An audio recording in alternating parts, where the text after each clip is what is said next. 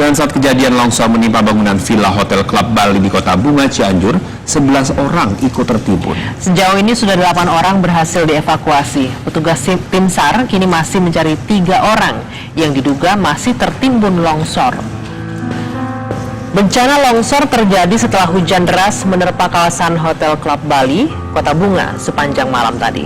Kondisi ini menyebabkan material longsor mendorong bangunan hotel yang ada di depannya.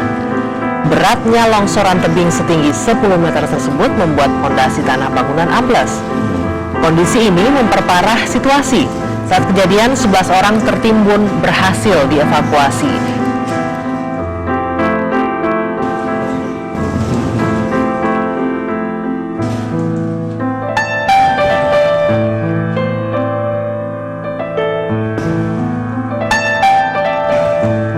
Jadi inilah ya. Tinggi tebing itu 10 meter, kemudian karena hujan yang terus-menerus dan lebat, akhirnya terjadilah longsoran tersebut yang kemudian turun menyapu bangunan ya, Hotel Club Bali tersebut. Ada 11 orang yang tertimbun dan yang sudah berhasil dievakuasi sebanyak 8 orang. Hingga berita ini diturunkan masih 3 orang masih dalam usaha dicari dan juga diselamatkan ya. Betul. Ini di kamar nomor 124 dan 125 masing-masing. 124 3 orang, 1 berhasil keluar, 2 masih tertimbun. Sementara di kamar 125, 1 berhasil keluar dan 1 orang masih tertimbun. Jadi total masih ada 3 orang ya.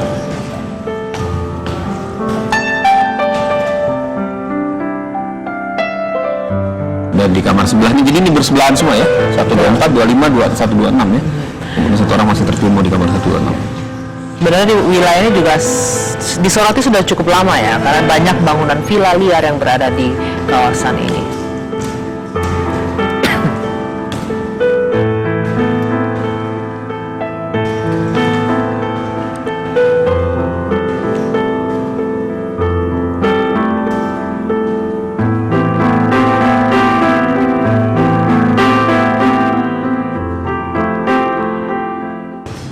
Untuk mengetahui bagaimana proses evakuasi korban yang tertimpa reruntuhan di villa akibat bencana longsor, kita segera bergabung dengan reporter Denny Swastika.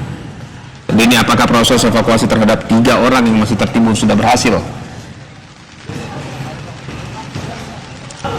Ya Rizky, hingga saat ini kondisi saat ini tempat saya mengabarkan tepatnya di lokasi Hotel Club Bali, yang mana ini menjadi lokasi longsor, di mana hingga saat ini dari tim SAR gabungan masih terus melakukan evakuasi terhadap beberapa korban yang masih tertimbun di dalam reruntuhan khususnya di Hotel Club Bali yang tertimbun longsor pada malam dini hari kemarin.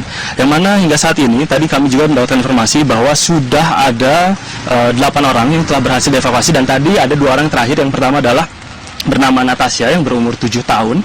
Selain itu juga tadi ada juga perempuan berusia 17 tahun yang bernama Dewi yang baru saja berhasil dievakuasi dan mengalami sedikit luka-luka berat di sekitar bagian tubuhnya dan langsung dilarikan ke Rumah Sakit Umum Daerah Cimacan, Cianjur, Jawa Barat.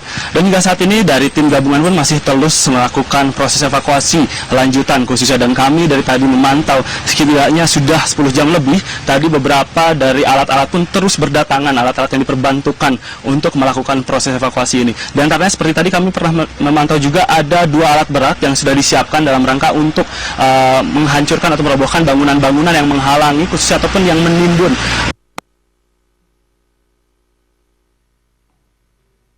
Sudah disiagakan, jika memang nantinya dari beberapa korban tersebut telah berhasil dievakuasi, nanti akan dibawakan langsung oleh mobil ambulans tersebut ke Rumah Sakit Umum Daerah Cimacan, Cianjur, Jawa Barat.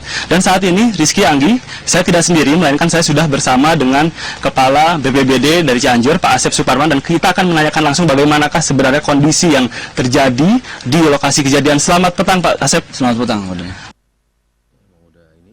evakuasi. Nah ini sebenarnya bagaimana sih kondisi yang terjadi? Apakah masih terlihat adanya beberapa kesulitan khususnya dalam proses evakuasi tersebut? Ya. Jadi memang kesulitan kita ini karena tertimpa reruntuhan. Sementara ini kita juga fokus normalisasi terhadap reruntuhan bangunan-bangunan yang